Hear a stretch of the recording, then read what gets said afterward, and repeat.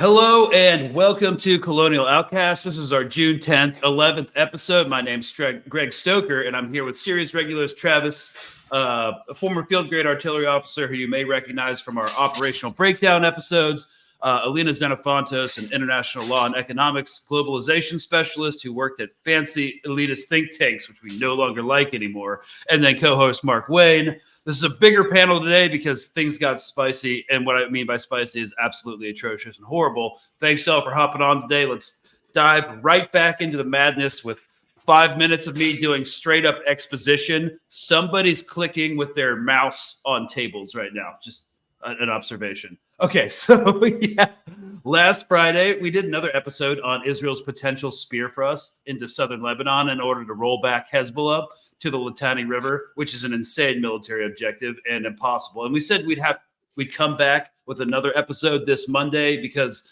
if you haven't noticed, all the big atrocities and controversial policy decisions happened during the weekend. So this weekend, according to the New York Times article headline, Israel rescues 4 hostages in a military operation. Israel rescues 4 hostages in a military operation. This is a fact. It's in the active voice, and the hostages are numbered. Then the second part of the headline is Gaza officials say scores are killed, which is presented as hearsay, not a fact, in the passive voice, and the victims are not numbered. This is, pretty egregious. The role of corporate and partisan media in the United States is not to inform necessarily, but to manufacture consent for the whims of the ruling and political class. It's becoming apparent that we are kind of in the most heavily propagandized society on earth. One of them. The easiest way to see that is to note how many people think we're the good guys outside of the United States. And that's a diminishing number since October. And I argue that the hostage rescue operation conducted early Saturday morning will have far-reaching unintended consequences. I made a video about this Saturday, and many are ecstatic in Israel right now, understandably so, after this first success after nearly 9 months. But there are hard realities and questions to answer in the wake of it. First, the hostage families were gaining political traction and calling for a ceasefire. Now their voice will be suppressed. The Israeli establishment only cares about symbolic victories and will never admit that now that they've recovered 4 hostages, they'll never get that opportunity again. Hamas will change its tactics and procedures to ensure this will never happen again, and the hostages will now experience degraded living conditions. They'll probably no longer be kept in residential houses as they'll be moved back into the tunnels. 2, how do you claim that a rescue operation that killed hundreds of civilians in order to save 4 people is success? This disregard for Palestinian life continues to damage Israel's reputation. 3, they will have to answer for the atrocity propaganda about hostages being SA'd, sexually assaulted. That's clearly not true. At least it has not been proven. And she was actually one of the people that they used. One of the women recovered. We'll bring a picture of her up shortly. Was one of the poster people for the atrocity propaganda around that. So there'll have to be accountability for this propaganda, as the lies about sexual assault have been used to justify monstrous violence. 4, the Biden administration has completely lost it, it seems. Biden makes a grand speech about a ceasefire hostage deal a week ago, sends Blinken down to the region. He's actually about to return this week to broker this deal, and makes the assertion that the U.S. will put this proposal for a ceasefire forward to the United Nations Security Council. Then they conduct a joint operation with Israel, at the very least providing intelligence support, a country that is currently on trial for genocide, in order to rescue 4 hostages whilst jointly killing hundreds of innocent civilians. What are they thinking? Is this the worst kind of ham-fisted foreign policy? And 5, the hostages will not change the facts on the ground, nor diminish Hamas's leverage. The only thing the U.S. has accomplished here is to isolate itself further, I would argue, be complicit in war crimes, and, render itself unfit to lead any negotiations between 2 parties involved in good faith. So in case you guys were wondering, the bullet points here, and this was partly taken from the Axios reporting on Saturday, the facts on the ground really haven't changed. So 4 Israeli hostages who are held by Hamas were rescued on Saturday morning in a military operation. The Israeli Defense Forces, Shin Bet, and the Israeli Police Counterterrorism Unit, the IDF said that in the statement. All 4 of the hostages were kidnapped by Hamas from the Novo Festival on October 7th. They said that they were rescued from 2 different locations, the Nusret refugee camp apologies for the pronunciation, in central Gaza. They were found in sound medical condition. A police officer from the Special Counterterrorism Unit was wounded in the operation and died. And there are 120 hostages still being held in Gaza. At least 42 of them are confirmed dead. IDF spokesperson Rear Admiral Hagari told reporters the hostages were held in civilian homes of families affiliated with Hamas, and that Hamas militants were guarding the houses. The two houses were 200 meters from each other. One hostage was held in one apartment and 3 male hostages in another. So they were like separating the women and the men. He confirmed that Palestinian civilians were hurt in the operation, but didn't say how many. He said dozens of Hamas militants were killed in the operation. Well, there's a difference between dozens and the 274 people that are apparently killed. So Israeli officials said the operation was supposed to happen a few weeks ago, but was canceled for operational reasons. Earlier this week, it was approved by Yoav Gallant and then Thursday by Netanyahu. The operation was called Seeds of Summer. It took place in daylight, which is strange. And that Israeli forces exchanged fire with the militants who were holding the hostages. Let's see what else. Israel's message to Hamas is that it will work to release its hostages in any way possible. A U.S. official told Axios that the U.S. hostage cell in Israel, which is we'll get into that, but it's most likely composed of military personnel and Americans from 3-letter agencies, giving targeting data and intelligence support to hostage rescue operations, supported the rescue effort. There are rumors floating around that 3 hostages were killed in the operation. It's unsubstantiated right now, but it's pretty par for the course. You know, that they've already lost 42 hostages. We'll find out about that eventually.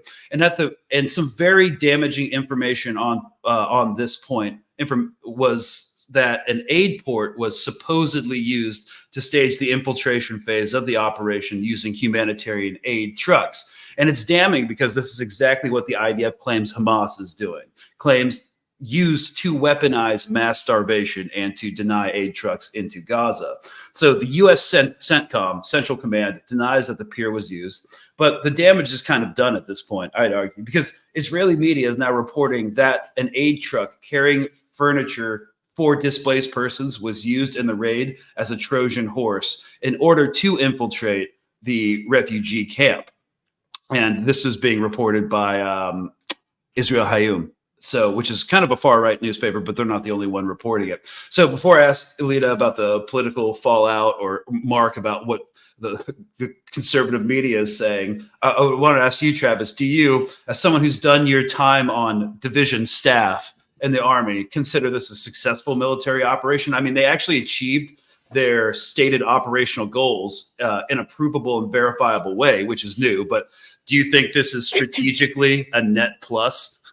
No, not at all. I'm frankly kind of baffled at, like, to me, the question is you're going in with the forces that they supposedly went in with. I'm like, how do you even kill that many civilians? Like, it's one thing when they're aerial bombing. I get how you get the numbers that you get, but like, how did you even, as a ground force doing a hostage rescue, how did you manage to kill that many people not related to, you know, the actual combatants on the ground? That's incredible to me. I'll also add that the U.S. the administration keeps saying that we're not providing any. There's no boots on ground. We don't have any support. We don't have any support for it's just intelligence support. And I think what they're really saying is we're not providing kinetic. We're not providing kinetic support or kinetic operations. If you're providing intelligence that goes into the planning and execution of missions that kill people, congratulations, you're supporting their war effort. I don't know how that differentiation. I don't know how they're trying to draw that, because it's ridiculous on its face. No, so. I mean, they're obviously giving C2 support, and there's definitely been a global hawk above Gaza 24/7 since this thing started. Like, they have all that data. You don't have to live somewhere. Yeah, you don't have to be pulling. You don't have to be pulling triggers to be part of the mission. Everybody knows that. So it's ridiculous. Right, and I think how it got so bad is I think they infiltrated the camp.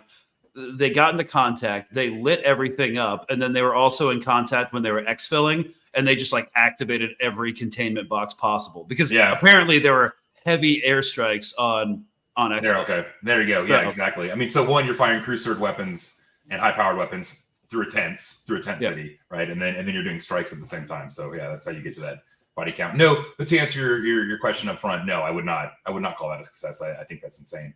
Yeah. But it was the first time. That's how they're portraying it, though. If we come back, it's like, well, they've already shown that that's how their math works, right? Getting Right. 4 hostages back, they could have killed 900 people. They don't care. To their math, that's a win because Palestinian lives don't count. I was just going to interject here, say one thing. Yeah. It's also been reported that they actually killed 5 of their own hostages at the same time. One of which had an American passport, was an American citizen. So that becomes even more redundant. They're doing their best to squelch that little detail of the operation. You don't see that information as prominent. Like, they're focusing on the success of the 4 hostages who were rescued. They're not focusing on the ones that were killed. So. Yeah. I never did anything hostage related, but I would assume that killing more than half of the people you're trying to rescue is probably not a good metric of success. Right, and that's kind of what I want to talk about, the potential blowback. Yes, they won like an information victory for their own, like what we could call constituency for their own population. But now that they've done it, like, how will Hamas not update their TTPs in order to make sure this never happens again? This was like a one-off. The optics are also terrible. Like, whether, like, the CENTCOM put out a statement. United States Central Command put out a statement saying the pier was not used. There was a staging area near it, et cetera, et cetera, et cetera. I'm like, yeah, but you've also got Sea Stallion helicopters landing on a beach near the pier, clearly at the same time this operation is going on. With soldiers hidden in aid trucks coming off the pier. Like, even if it wasn't, you basically just made it look to the entire world, who doesn't believe your CENTCOM statements, obviously. You just made it look to the entire world like this was staged, with U.S. assets supplied by supported by U.S. forces. So yeah, because the optics are terrible for the administration. I don't know why they would allow that to happen. It makes no sense. Also, the basic question is, okay, the aid truck didn't come from the pier. Well, Israeli media is saying, Israeli officials are saying there were aid trucks used as Trojan horses. Well, where did the aid trucks come from? Because the aid port's very close to the Nusra refugee camp, and they're not letting in aid trucks very frequently. Egypt. Yeah. So have you guys read the Times of Israel article yet? No. Which one? I'll bring it up just real quick. Okay. But so we have a bunch of articles and different reporting from different sources that aid trucks were used in there. You guys seeing this? Yeah, Times of Israel. So just in case you're listening, it's multiple Israeli sources now. And I just kind of wanted to touch on this idea of like the hostages. Like the New York Times reported that, this victory will be fleeting. There's some euphoria right now because this is the first successful operation, but I don't think anything's going to change materially about this. I know, like, Alina, I don't think like Hamas is going to change their position at all. But that's the thing that's most, I don't even know how in good faith they're able to present this as a successful operation, even to the public. And any person with an average level of intelligence within Israel should not even be able to view this as a successful operation. From the moment that 42% of their hostages have been killed, to basically even manage to successfully complete this operation, they killed another 5 of their hostages. And the idea, let's just say even for a second, that they were trying to, gain some sort of leverage over Hamas, especially when it comes to negotiation. How the hell is that going to make a difference when you still have at least over 120 hostages that Hamas still have? They're going to now learn how to reallocate their hostages in a way so that this doesn't happen again. And to be quite honest with you, therefore, it's not going to really change anything on the negotiating table, and it's going to make their operations far more difficult. So I don't even know how this can be viewed in any way positively, even among the Israeli population. If I was an Israeli citizen, I would probably be more outraged at the fact that it took them 8 months and they've managed to save 4 hostages, killed another 5, and this is in addition to the other 40 hostages that they killed up until this point. I think it actually just is testament to not only their blatant disregard for Palestinian life, but their military incompetence and their incompetence and utter failure in this war as a grand total. Well, I mean, they're looking just for a symbolic victory, and so they're describing this as a heroic operation. They're saying that housing military targets inside civilian neighborhoods is a war crime. I mean, we've discussed this before on the channel. It's like, okay, even if you wanted to grant that, sure, 100%. However, using their tactics, what they used to conduct this raid, also a war crime. So we see the article Mark pulled up on Haaretz. It says, report special forces posed as displaced Gazans moving into building where hostages were held. Okay, well, if I was going to pull up the law of land, the International Cross's law of land warfare, we have section 65, rule of perfidy. Perfidy is a war crime. So to define it, things that include perfidy are simulation of protected status by using other protective emblems, such as the sigil of the Red Cross, because the personnel using other protected emblems, including the distinctive emblem of cultural property, must be respected, and such emblems may not be used improperly. Simulation of protected status by using UN emblems, Red Cross emblems. Okay, and here's the one. They said specifically they were posing as displaced Gazans, which are civilians. So perfidy is also the simulation of civilian status, because civilians not taking a direct part in hostilities must be respected and may not be the object of attack. So, yeah, we do have to point that out. No one's I don't think anyone's brought up perfidy yet. So that's definitely not great. Yeah. Also, I think like Lena, I think you make a great point, Greg. You pointed out that this was a daytime operation. They went in by a ground convoy. So this is like if a heavy division or a line unit was trying to do a hostage rescue, right? It, quote unquote, special forces by NATO standards would not be going in on a ground truck convoy, right? Especially if they knew what building they were in, like I just like. I mean, we do this before. We do this with helicopters and stuff like that. Like maybe to come in and set cordon, but this does not look This does not look like you have high speed military capability to me. It looks like you can't conduct night ops. Yeah, and are afraid to. Well, think about it. The only way they're able to conduct the operation was to simply just. I'm trying to build the timeline here of what exactly happened. So it appeared that they were under their, posing as displaced Gazans. You had different elements on the ground, just hidden in the aid trucks, hidden in the moving trucks.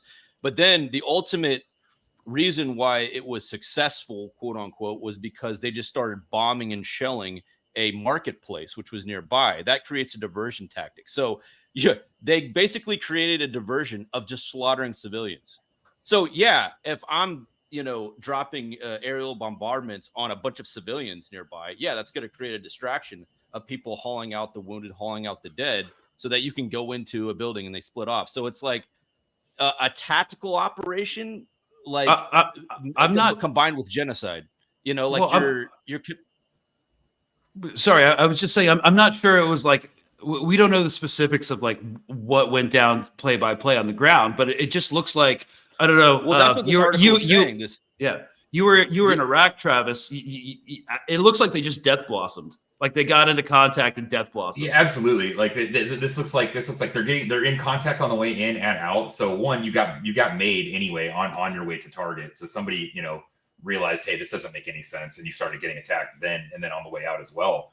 But yeah, given the body count, but to me again, this speaks to an operational capability gap.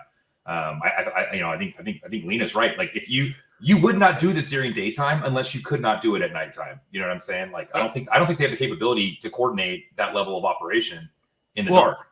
And like, why wouldn't you do it at night? Hamas doesn't have night vision capabilities, as far as we know, and like that's a massive advantage. And you'd have to deal with fewer people walking around the marketplace, like covering your shot. And yeah, I mean, it's kind of a slang military term, death blossoms, basically where you just start shooting everything because you don't know where you're taking contact from, and then a lot of civilians get hit. But no, I don't think that's a lot of people to kill in just by small arms fire in that. No, it was airstrikes too. Yeah. They activated a bunch of containment boxes. They bombed a marketplace nearby. Yeah. The number that I saw is that there was 300 civilians killed. That's the numbers that are coming out, and 700 wounded. So we're talking about 1,000 people killed or injured in this operation. And the fact of the matter is, when you look at international humanitarian law, from whatever angle you look at it, when you basically say 4 hostages and killed or injured 1,000, the entirety of your operations is from, I mean, to sit down and break it down, which we could, these are war crimes. It was blatant disregard for the civilian population, from the airstrikes to the fact that we have testimonies. I mean, some of the footage that's coming out of Gaza from some of the citizens that were essentially shot testified that they had seen trucks coming in, and people were jumping out of the trucks that were wearing civilian clothes and started shooting at them, openly, just firing at a civilian population.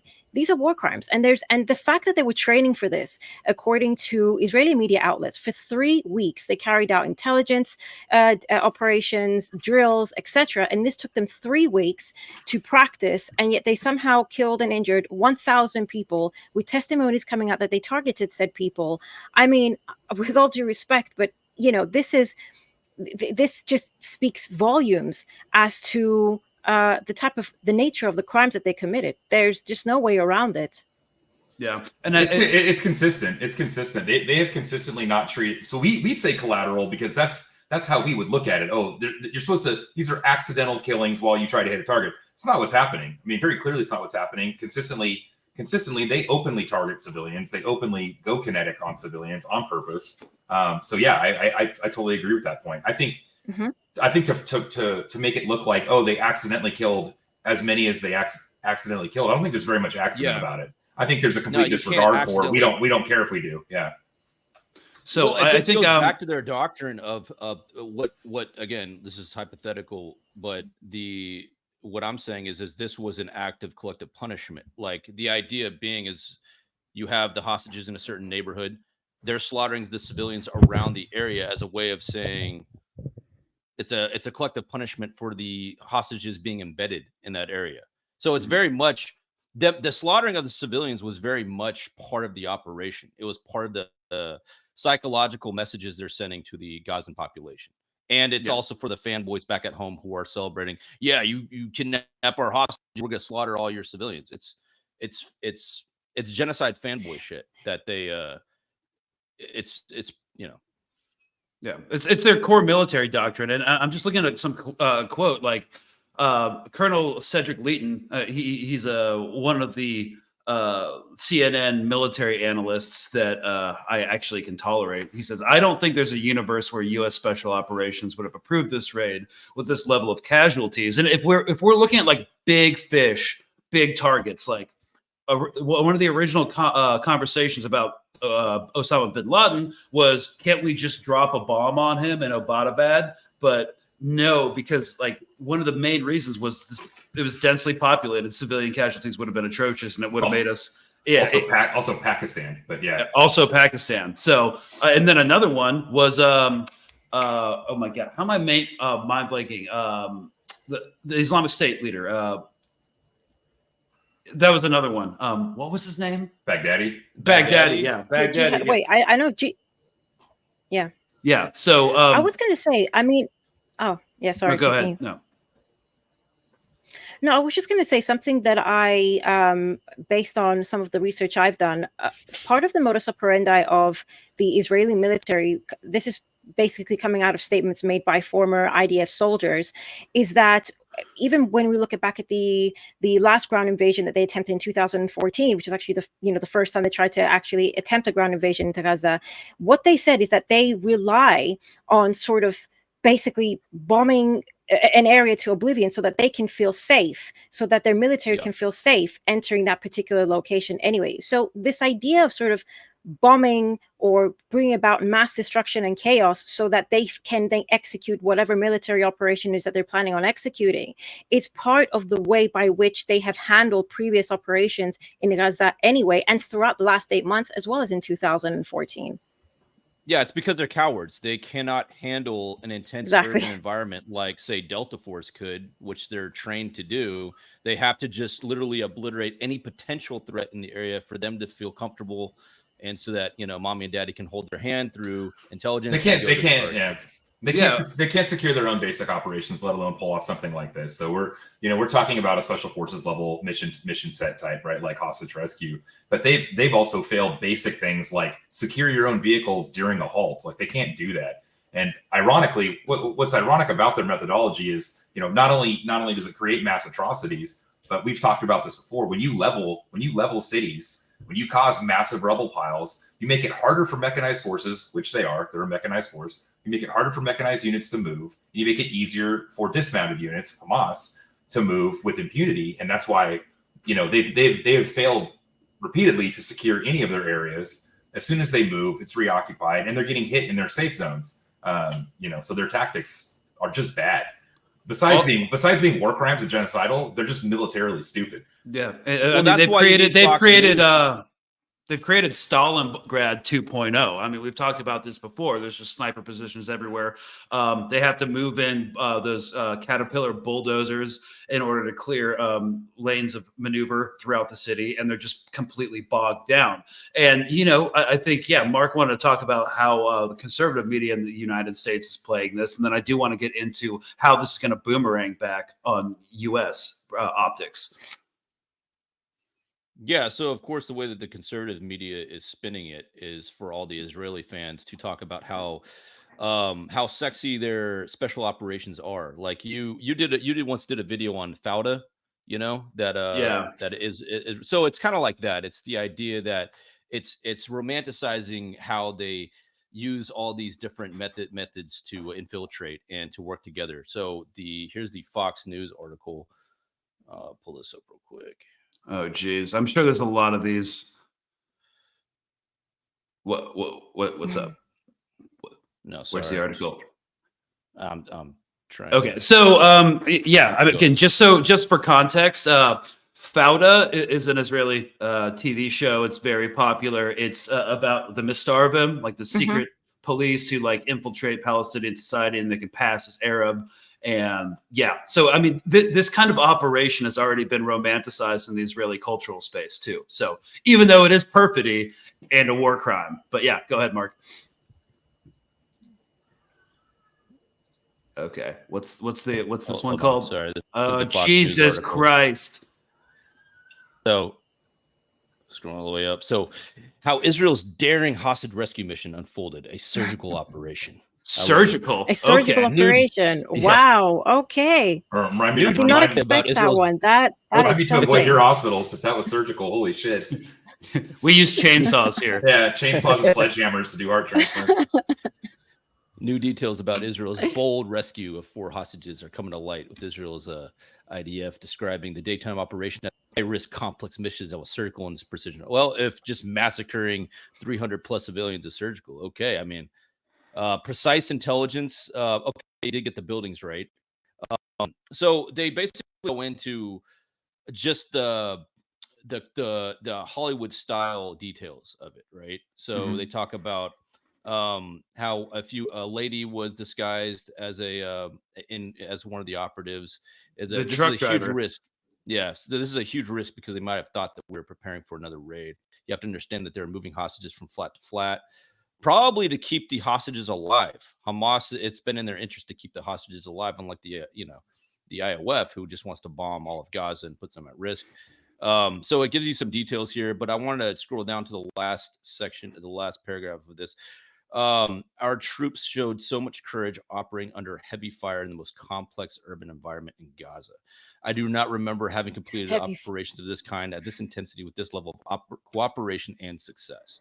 So that's the role of American conservative media, is to highlight the romanticism of Israeli operations and never to talk about their failures, their blunders, and how incompetent they are. Well, like that, and also they needed a PR victory. They need it right now because we talked about this on Friday. They want to open up potentially they're redeploying 50,000 reservists to the north.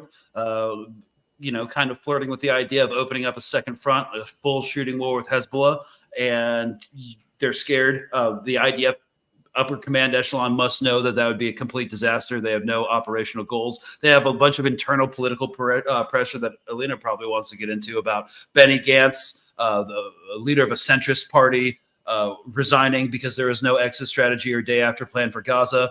He actually postponed his speech for only a few hours after the hostages were rescued, but then he went ahead with it anyways because some people are like done with this administration. So they needed a goal. So of course the Hezbollah propaganda machine is in overdrive right now. And so now they did this in 2006, whenever they're defeated, that's when they're trying to paint something that's objectively a strategic net loss as a victory. It goes into overdrive. Now, speaking specifically for the United States, because we know the glitz and glamour of this operation as more atrocities and more information come out about it, it's going to lose its luster. But I wanted to talk more about it boomeranging back on the United States. It's 100% bad for the administration. The optics of the pier being used for kinetic operations, true or not, no matter what CENTCOM says, that's what it looks like is happening.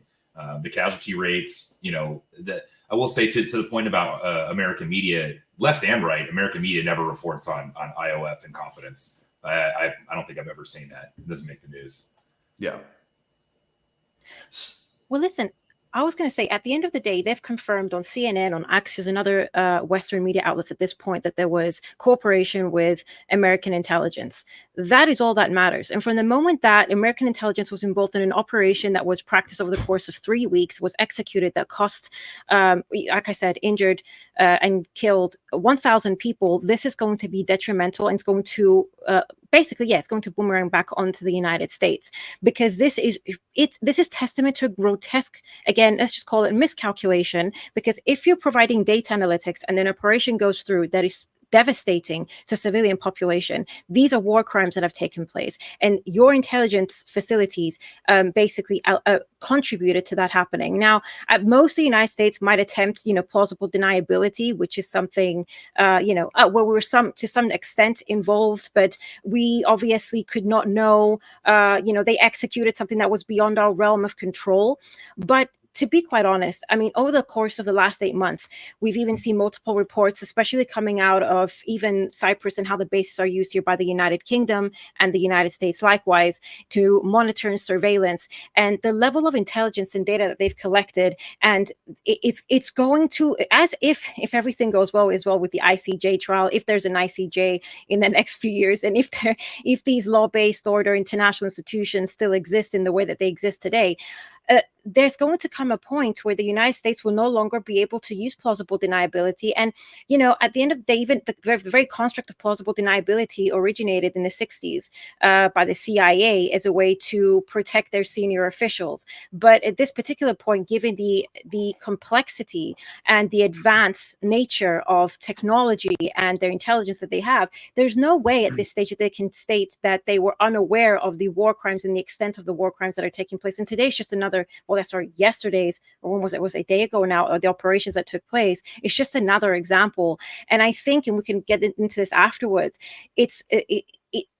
even Jake Sullivan actually stated in response to what happened, he had actually said, they tried to deny that the pier was used, but then he went on to say, we will help retrieve the hostages, whether it be through a deal or any other means. So, even these sorts of statements that they make in conjunction with their intelligence assistance to Israel and their systematic assistance towards Israel, and the fact that now, and as investigations go on and as more details come out, obviously common sense dictates that the pier, or the American base, that's just called, because that's essentially what it's become, there was to a certain degree used to carry out this operation, is going to boomerang back onto the United States.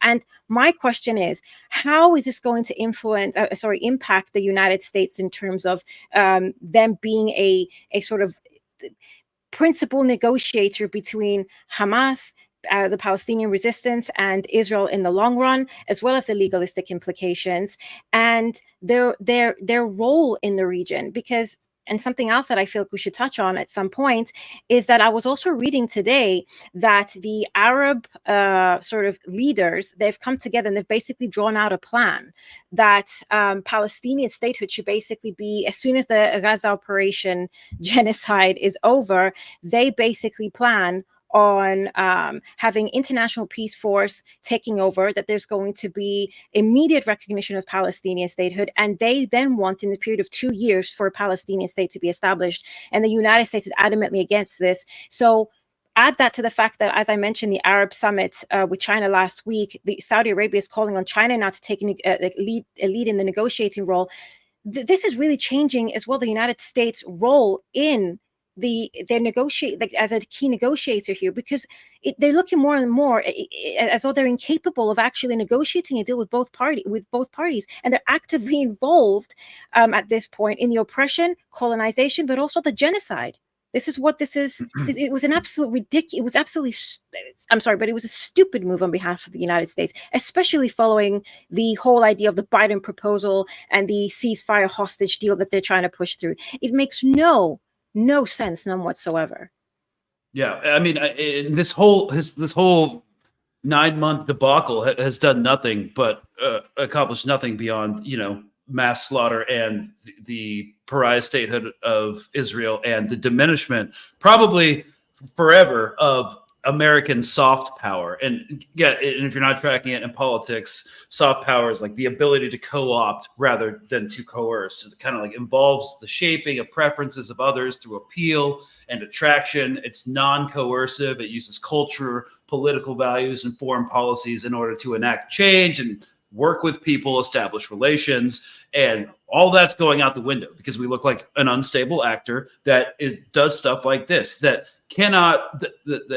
completely obsessed with short-term goals. Like, the Biden administration must have known that this operation was going to happen. And one of the reasons I definitely think that, because obviously also one of the journalists, Ken Clipperstein, he has a White House press pass. He published the schedule for this week. There's not a press gaggle and there's not a press conference until Thursday, and that was published last Thursday, I believe. So yeah, they just don't even want to deal with it. They probably just want it to blow over. I've never seen a press schedule that skeletal, essentially. So yes, they knew this was coming. They probably thought that hopefully it will blow over, but they should know by now that like people aren't just going to let this go. Yeah, well, and the ability or the platform of the U.S. and other Western, the UK as well, that used to be able to try to rely on some kind of moral standing, right? Some kind of moral standing as an actor on the global stage. Like, hey, at least we're better than China, right? At least we're better than Russia. These are kind of the talking points or the slant that the communications all took. The influence is still going to exist, right? Military influence still exists. Money influence still exists. Trade influence still exists. None of those are going anywhere. But any kind of moral argument about leading the free world and rule of law and all that stuff, that's all blown. That's all gone out the window. Yeah, it's kind of like they're not even. If you thought we still had it, you don't think that anymore. I don't think anyone thinks that anymore. Well, another overlooked consequence of this sorry, go ahead. No, go ahead. Oh, no. Should I say my piece? Should I say my piece? No, go ahead. I'll probably stutter all the way through mine, so just get yours going. No, Mark, go ahead, please. Oh my God, we're gonna cut this out. It's all good. What don't we have to cut out? Another overlooked consequence, though, in my opinion, is also the result, the demoralization that's going to take place in the armed forces as a result of this. So you're talking about hundreds of thousands of United States servicemen and women who are under this moral obligation to be a part of the service because of the moral standing that they believe they're a part of. But actions like this demoralize our servicemen and women who are then questioning what's our role in the world now? Like, are we really here serving our country, or are we just enforcing a genocide? So that backlash is going to trickle down throughout all the servicemen and women, aside from, of course, the Israeli fanboys and within our ranks. A lot of them. There is a lot of them. We have to recognize that. We have to recognize. I don't think it's as much. We have to recognize. I think your point's accurate, but I think it's Instagram and TikTok media content being consumed by people who would have enlisted and now are not going to. I think 100%, Mark, I agree with you. I think recruiting will take a massive hit and is taking is taking a big hit. That's already a thing. That's already happening, right? And the ones who are actually in the service right now, besides the recruiting crisis that's happening, I just think that it's what kind of message are we sending to all the boys and girls who are serving right now? They're looking at this as like, what is our role here? What is our moral role here? They don't feel like they're part of a moral army within our ranks anymore. American media is terrible at covering this, though, because so unless they're already consuming this in like social media feeds, which is the only place you're going to get it in the United States. Like if you're not consuming this content via the algorithm on TikTok or Instagram, chances are you're not getting it because they're not reading Al Jazeera for the most part, right? No. So they're only hearing what U.S. media says, and U.S. media says none of this stuff. I don't know. A lot of soldiers, and they're on TikTok too. It's not zero. I'm not disagreeing with you. It's definitely not zero. Yeah. No, but neo-tribalism is a thing. The tribes we form based off algorithms within social media. It's like I mean, I do want to think that U.S. soldiers are affected and servicemen and airmen are affected by this, but I know that the real influence is going to happen with people who are no longer going to enlist because of this. Because I honestly don't think a lot of U.S. troops are looking at it and viewing this rescue operation as a complete catastrophe. So I think they're like, hell yeah, fucking sexy special ops just happened. They used a friggin' aid truck. Hey, and when I was 22 in Ranger Regiment, I would have thought that was a rad operational concept. But I've grown up a little, so I have to think that a lot of service members do view this as a victory. And I would have just said what Bush League assholes do operations like that in the daytime. Yeah, it's like you guys don't have nods. Can't do stuff at night. So you guys really think that? You guys really think that men in service will actually view this as a victory in the United States? I would have thought that this. I don't think they're paying it.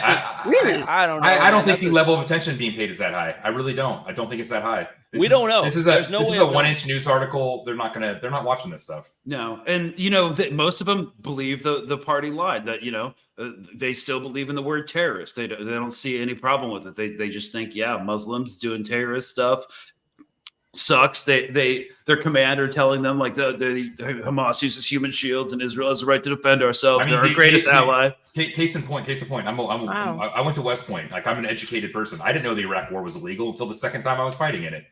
Right. So. Oh, okay. Yeah. So definitely the point about recruiting though, but I believe you had a point before we went down on the military tangent. Yeah, no, it's good. You know what? I always enjoy hearing your little military, also your personal experiences, because obviously this is something that I can't know. What goes on in the mind of young men in the military? I can't know. But I will say what I was going to say is I was going to speak a little bit about the grotesque incompetence of the Biden administration and the general way that they're executing everything. So what I was going to speak a little bit about was, all right, so we had the Biden proposal, which he tried to masquerade as an Israeli proposal. But even today, Antony Blinken, who's currently in Egypt today, to try to enforce his proposal to make sure it actually goes through, he called it the Biden proposal. He did not call it an Israeli proposal. And he's calling on everybody to force Hamas to accept said proposal, as if Israel has actually accepted said proposal. But the point I'm trying to get at. So they made this proposal, they made this grand speech, then, which seems promising at first. They tried to advertise it as, okay, Hamas has to accept it because what Biden specifically outlined is something that Hamas should obviously accept because it's something that they themselves had also requested and drafted back in February, and they accepted it pretty much a month ago. But then obviously Hamas has come around and said that they viewed this positively, but then when the paperwork actually came through, it didn't really represent what Biden had originally said. Now, there's a whole confusion that's going on, which really speaks volumes as to the grotesque incompetence right now of the Biden administration. And I think they're utterly clueless as to what's going on. And so you got Hamas saying that we are not seeing the kind of guarantees that Biden has presented. Then at the same time, you've got the American administration, particularly the U.S. U.S. representative of the United Nations Security Council, calling on the fact that they're trying to promote this proposal through the United Nations Security Council, and she's basically calling on everybody to back said proposal. And at the same time, you've got Israel, or the representative of Israel at the United Nations, countering the U.S. representative of the United Nations, stating that what Israel proposed, the United States proposed, completely different. Then Hamas is stating that they haven't seen anything in written format. And at the same time, you've got them working alongside now with Israel to carry out this basically massacre that took place in order to liberate 4 hostages, which really is a bad look when it comes to the United States at the moment, especially when they're trying to broker this deal and encourage Hamas to accept the deal, whilst Blinken has just arrived in Egypt to try to get everybody on board with this proposal, and it's going to be in Qatar tomorrow. I kind of don't understand what it is that they're trying to accomplish. If they really wanted to actually get this proposal through, why are we not seeing something concrete being given to Hamas? How is it that they're arguing with their Israeli counterparts? Why are they all saying different things? How do you carry out an operation that completely undermines your proposal? What are you doing? And this just goes to show that the United States is proving itself consistently incompetent in the context of they cannot actually bring about a resolution. And I don't think at this point they know what they're doing, because this is not professional. Nothing that they're doing at this point is professional. And you would expect the kind of caliber of people. You got, the Secretary of State flying in from the United States to broker this deal, and somehow they're killing, massacring people for 4 hostages. Like, what is 4 hostages going to do? At the end of the day, what is it going to change on the ground? Absolutely nothing. And I think this is what really baffled me about the operation. Not only now are they complicit in war crimes, because this is a situation and it's going to obviously have a long-term impact on the United States, but in the interim, they've undermined their own ability to broker this deal now. I actually don't understand what the hell they've managed to accomplish, even politically speaking, at this point, to bring about a ceasefire. Yeah, that's a good point. I just want to point out the intelligence support that the U.S. provided for this operation, they've been providing the entire time. So to your point about being complicit in genocide, we own it from October forward. Yeah. But I think you're right too. It's just more overt now. Not only can they not lead this and conduct this a negotiation and get the parties to agree, they can't. The U.S. the administration has singularly failed to get Israel to do anything it wants to do. Every time they're like, don't invade Rafah, don't do a major ground operation, blah, blah, blah, blah. They get ignored every single time. And the only carrot they pulled back was they delayed a weapons shipment by 2 weeks. So at the end of the day, Netanyahu still gets what he wants out of the administration, no matter how they behave. Yeah. And the diminishment of soft power is like, yes, they cannot force a resolution, get a client state from which it could not exist without our funding and our weapons and our political support and cover to do what we want. So like, hey, China, can you come in and try to figure this out? Can you try to be the prime negotiator going forward? Because we can't even control our own ally that's smaller, that's completely dependent on us. So I think that's another way. Like, and we've wrecked the credibility of the United Nations. We've wrecked the credibility of the institutions that we stood up that are supposed to be able to do these things, because we've been vetoing every the other 298 countries voting yes. We've been vetoing it every time. So we've wrecked the credibility of the institutions that the U.S. created in the first place. And that's a great point, because this operation happened the day after the UN put Israel on a blacklist, or moved to put Israel on a blacklist of countries that kill children. And what did they do? Very true. They just killed 275. Many of them were children. It's absolutely insane. And I was also going to bring up the state of the hostages, if that's okay. Yeah. Because we constantly hear, one of the biggest atrocity sort of propaganda that we kept getting as well is that the state of the hostages, I remember a couple of months ago, I think it was in February, apparently there was also a report from the United Nations, but it wasn't an investigation. It was an actual report stating, that even the hostages are, victims of sexual assault, that they're being abused, that they're being starved off. And this is part of the means by which to justify this entire operation. And then we see the hostages, but we literally saw the state that they actually came out. These were well fed. I think my sister made a joke. She's like, one of them looks actually fatter than he was in the photos before he went in. He actually it's such great condition. And then when you compare and contrast them with the Palestinian hostages, which many of them come out, with missing limbs, they've lost about 20 or 30 kilos. They're, the visible torture that their bodies have experienced, it really is very telling. But also when it comes to the sexual, because you actually mentioned, Greg, in your intro, the conflict sexual violence allegations that were made, I also feel like it's important to always remember, even because the United States and Israel used a specific UN investigation, not the UN report rather, to back their claims that hostages are being sexually assaulted. And I also think it's very funny. And I there is one video with one specific hostage that was released in November who spoke very fondly of her experience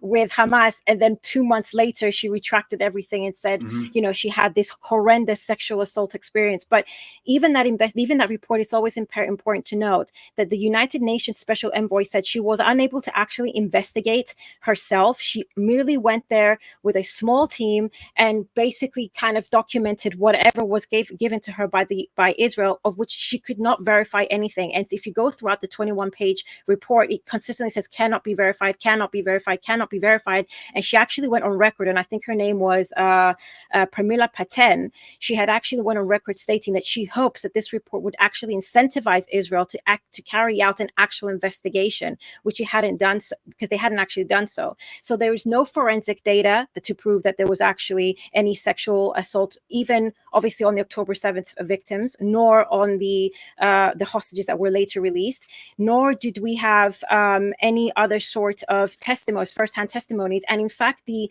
apparently surviving victims of sexual assault refused to actually meet with the United Nations Special Rapporteur to actually have an interview with her. And what I found really funny about that report is that she had apparently seen 50 hours worth of CCTV footage from October 7th, including 5,000 photographs, and she could still not verify. Could not verify any of the sexual assault allegations that were made. And it's important to note, because as I think Greg also stated, the one girl, I don't know her name, that was actually saved yesterday was sort of used. Her face was used throughout Western media. Oh no, our women are being sexually assaulted. This young girl, she's at the hands of Hamas, etc., etc., etc. And the fact of the matter is, they came out in very good condition. And again, it also kind of aligns with the fact that a lot of what they stated up until this point have not been verified. And when you look at the state of their own hostages, it really is very telling. Well, Yeah, you also- saw the.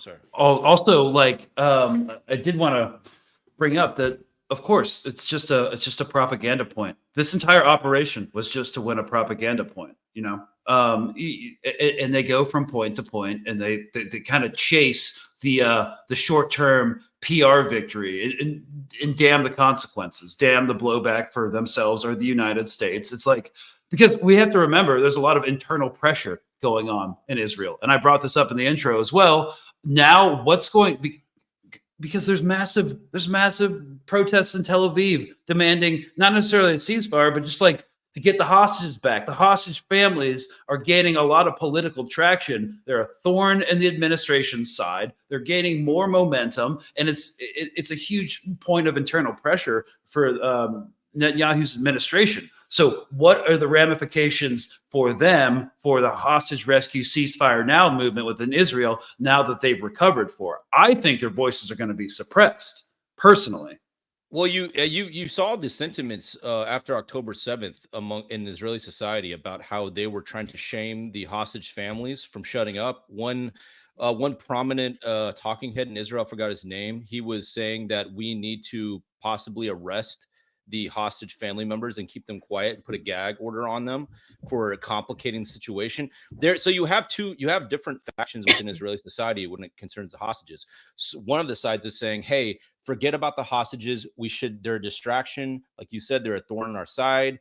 And we need to stop worrying about them. They're just simply going to complicate our massacre in Gaza, right? You remember that coming out in Israeli media? Okay, so we're ignoring that side of Israeli society exists. So yes, you have the part of Israeli society that's saying we need to get the hostages back, and you're saying it's causing backlash towards Bibi's cabinet.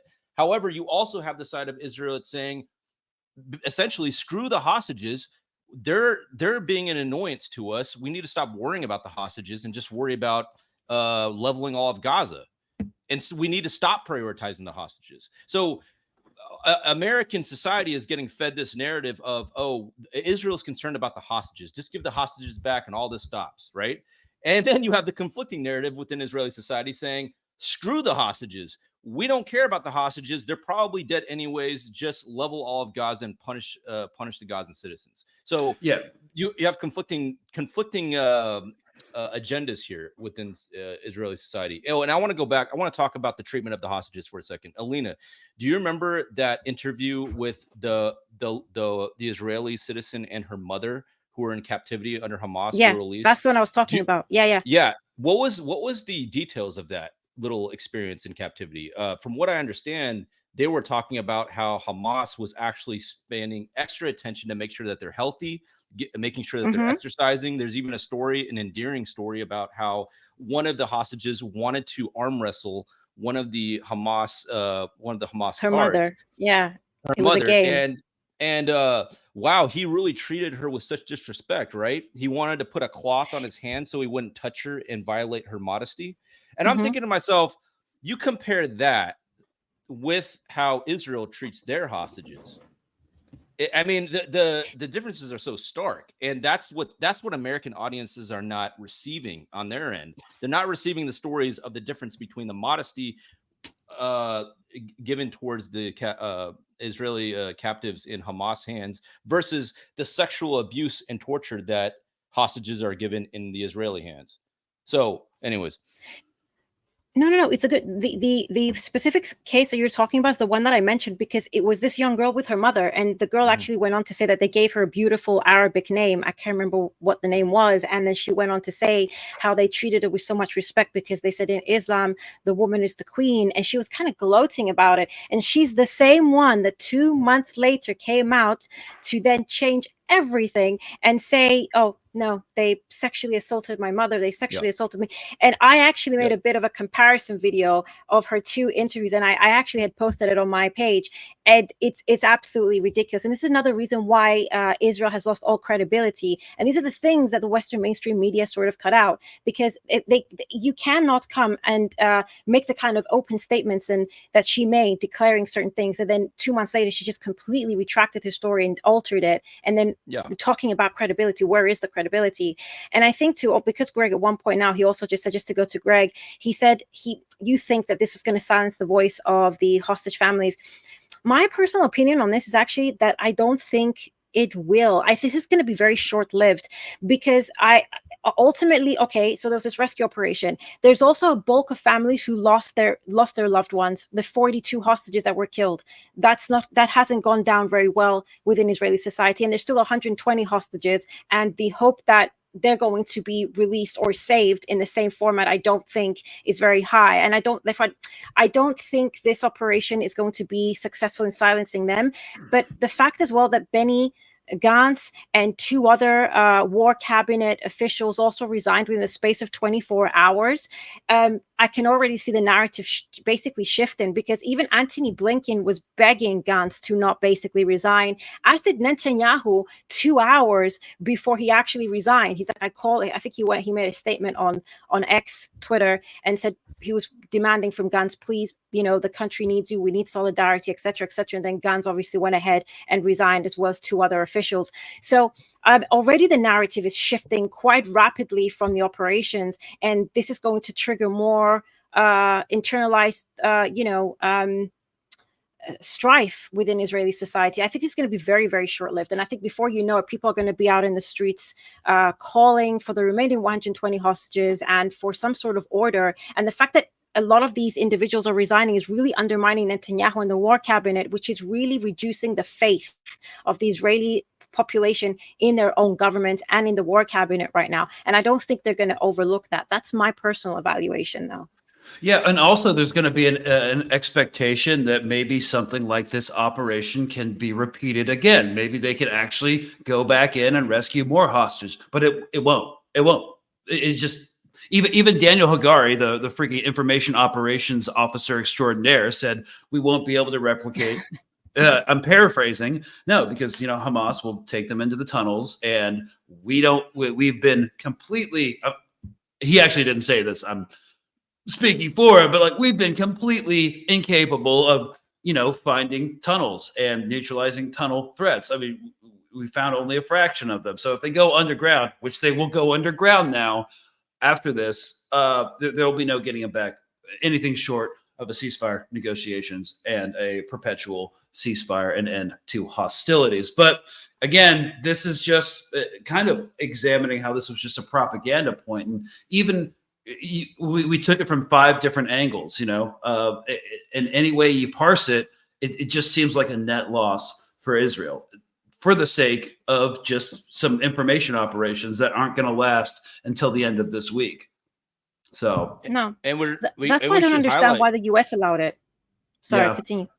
Oh, sorry. No, I was just gonna say we should highlight the fact that Hamas was able to keep these hostages alive shows how much effort Hamas is putting into keeping hostages alive and well fed.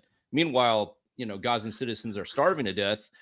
They were able to keep the hostages in good health. So even the very visceral presentation of hostages and showing their faces being healthy and in good terms, that alone works counter to Israel's narrative, because it's showing that they were taken care of. And it showed that to be able to keep hostages alive during bombardments of Gaza from house to house to house shows the effort that Hamas was putting into keeping the hostages alive and in good health.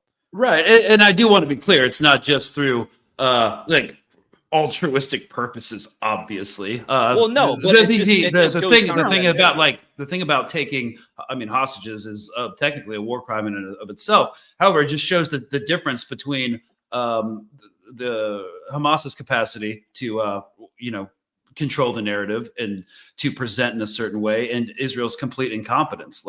It's just so stark. It's something that Israel could do that would be so easy to just take care of their prisoners, and there wouldn't be this massive gulf between making Hamas look actually sympathetic at this point because of basic stuff. Like, they're looking so bad that they're undermining their reputation and ours within the global scene. And Hamas, of course, they have every reason to, because they're politically savvy. They've proven it to take care of the hostages and to do that. But now, again, they're going to be living in tunnels. Their conditions will degrade, and Israel will not be able to get them back through anything but a ceasefire negotiation, which seems, as Alina pointed out, on the rocks yet again, because there's no cohesive strategy to get that thing done. The U.S. is not a stable actor, and the Arab states are forming this coalition for a Palestinian statehood, which the United States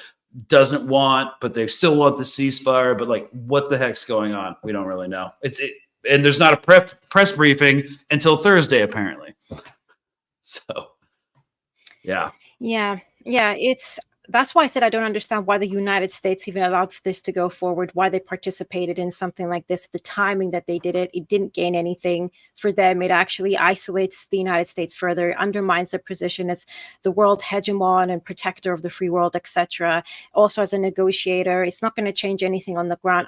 I just view this as a complete loss. I know Greg tries to see it is a PR. I don't even see it as a PR stunt. I actually just view it as a colossal disaster, in my humble opinion.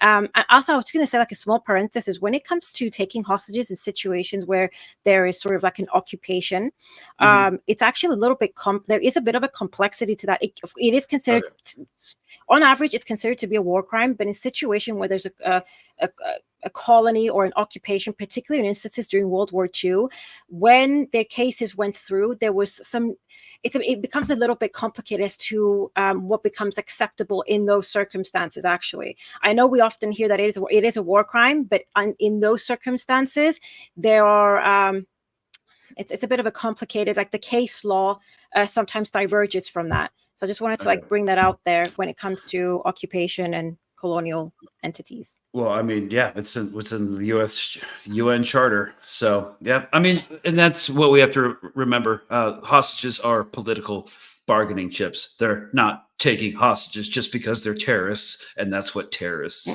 do. That's the narrative in Israel. So they're just looking for the ceasefire proposal and then potential Palestinian statehood in the future. And again, this PR victory won't work. I just want to, since the theme is horrible things happen on the weekend, stupid things happen on the weekend, massive blunders happen on the weekend. What do you think is going to happen next weekend? Are they going to invade Lebanon? Because it seems like they're like the Michael Jordan of making bad decisions right now. So every time you think it can't get better, he breaks the ceiling. So, because they said it was going to open up the front potentially mid-June. So if they're going to do it, they're going to do it on the weekend. Oh boy. So I personally don't. I mean, because we discussed this before. I don't see how they're going to accomplish that militarily, economically, but also not politically. Half the government is basically just sort of resigned in a way. They have huge political turmoil.